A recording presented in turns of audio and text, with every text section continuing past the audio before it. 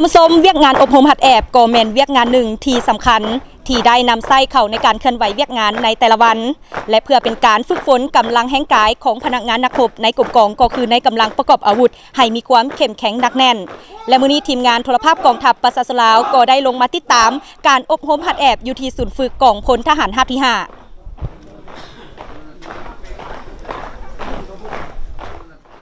คือหู้นำกันแล้วว่าการบำรุงก่อสร้างพนักงานนักรบแม่นพื้นฐานในการสร้างให้กองทัพก็คือกลุ่มกองมีความหนักแน่นเข้มแข็งศูนย์ฝึกกองพลทหารราบที่ 5ก็แม่นกลุ่มกองหนึ่งที่ได้ปฏิบัติทิศทางแผนการก่อสร้างบำรุงและปรับปรุงกำลังของกองพลทหารราบที่ 5ให้มีความเข้มแข็งและสำนิสำนานทางด้านศิลปยุทธยุทธวิธีและระเบียบวินัยเข้มงวดสร้างให้พนักงานนักรบที่เข้ามาบำรุงก่อสร้างอยู่ศูนย์ฝึกแห่งนี้มีคุณทัศน์การเมืองหนักแน่นมีคุณสมบัติศีลธรรมปฏิวัติมีความรู้ความสามารถเพื่อพร้อมกันเฮ็ดสำเร็จหน้าที่การเมืองของตนศูนย์ฝึกของพลเป็นกลุ่มกองนึงที่เฮ็ดหน้าที่การเมืองต้นต่อและเป็นกลุ่มกองนึงที่ขึ้นกับกองพลทหารราบที่ 5โดยกงและหอบด่านหน้าที่การเมืองใจกลางของพวกเฮาแม่นปรับปรุงก่อสร้างกำลังโดยเฉพาะเป็นการก่อสร้างกำลังใน10ระยะผ่านมานี้พวกเราก่อสร้างมาหลายรุ่นถือว่าในปัจจุบันนี้ถือเป็นรุ่นที่10แล้วนอกจากนั้นก็ได้ก่อสร้างเราลบวิชาเฉพาะอื่นๆที่มีความจำเป็นตามทิศทางแผนการของขันเทิงโดยเฉพาะได้ปรับปรุงได้ก่อสร้างนักเรียนแพทย์ชั้นต้นก่อสร้างปรุงแต่งก่อสร้างเราลบพวกวิชาเฉพาะยุทโธ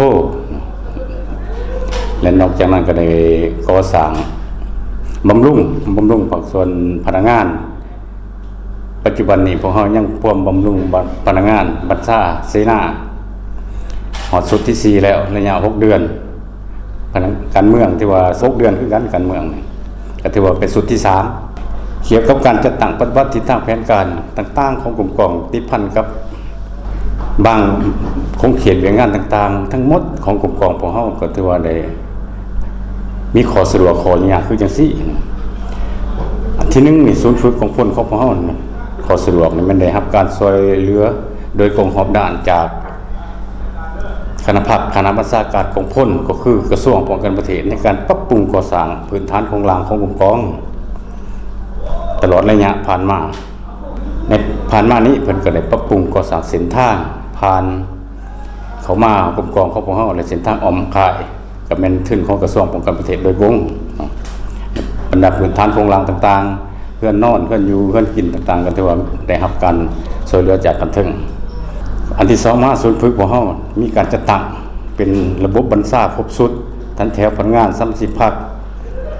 ตลอดหอนักรบส่วนลงหลายก็มีความรู้เข้าใจต่อแนวทางแผนนโยบายของพรรคมีทัศนะรักหมั่นการเมืองนักแน่นเข้าใจแจ้งต่อทิศทางแผนการของกันถึงก็คือของกลุ่มกองวังออกและมีทัศนะ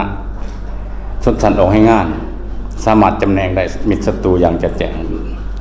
สะท้อนแนวคิดพลังงานของพวกเฮาการจะตั้งปฏิบัติการเรียนการสอนคณะภาคคณะบัญชาได้นำพาซี่น้ำบรรดาครูอาจารย์อย่างใกล้ชิดติดแท้เพื่อรับประกันให้แก่การเรียนการสอนมีคุณภาพสูง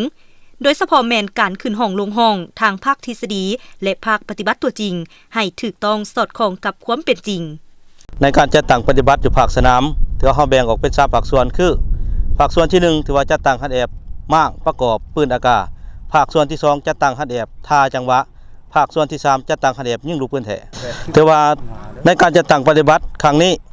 ถือว่าตีราคาถือว่านักเรียนชุดนี้นับแต่ห้องที่1จนฮอดปัจจุบันถือว่าตีราคาได้ 85-95% ว่าในการศึกษาแต่ละวันเฮาได้กาเกียม1ถือว่าบทสอนแผนการสอนในการขึ้นห้องถือว่าเฮาแบ่งเป็น2ภาคส่วนเนาะ1ถือว่าเสนอทฤษฎีหลักการ2ถือว่าปฏิบัติตัวจริงมาประกอบในการเรียนแต่ละมื้อแต่ว่าเฮาได้แบ่งเป็นจุหรือว่าเป็นหมู่ฮัดแอบเนาะภาษาคือว่าเฮาจะเฮ็ดแบบเป็นจุค้นคว้าบทเรียนตามแผนเนาะนักเรียนก็เอาใจใส่ดีเกี่ยวกับการเรียน สามารถตีราคาผลได้ครับ85ส่วนหอยถือว่าวิชาศิลปยุทธ์ของเฮาถือว่ามีอยู่10ชนิดปืนเนาะถือว่าในการคิดสอนสำหรับนักเรียนอยู่ในสูตรฝึกแต่ละสหายแม่นได้พร้อมกันจัดตั้งปฏิบัติบรรดาแผนการอย่างเข้มงวดโดยเฉพาะแม่นการค้นคว้าหำเรียนทางด้านเนื้อในทฤษฎีและภาคปฏิบัติตัวจริงนอกนี้ยังค้นคว้าบทเรียนที่อาจารย์มอบให้โดยการแบ่งเป็นกลุ่มเพื่อพร้อมกันค้นคว้าอย่างละเอียดปัญหาใดบ่เข้าใจต้องได้เจาะจิ้มจากครูอาจารย์อย่างแท้ถึงสั่งรวมแล้วการจัดตั้งปฏิบัติการเรียนการสอนอยู่ศูนย์ฝึกกองพลทหารราบที่5ในระยะผ่านมาแม่นมีบาด9อันใหม่โดยเฉพาะแม่นสามารถตอบสนองกับความเรียกร้องต้องการของขันเทิงได้เป็นอย่างดีในการก่อสร้างบำรุงพนักงานให้บรรดากลุ่มกองนับแต่กำลังหลวงฮอดท้องถิ่น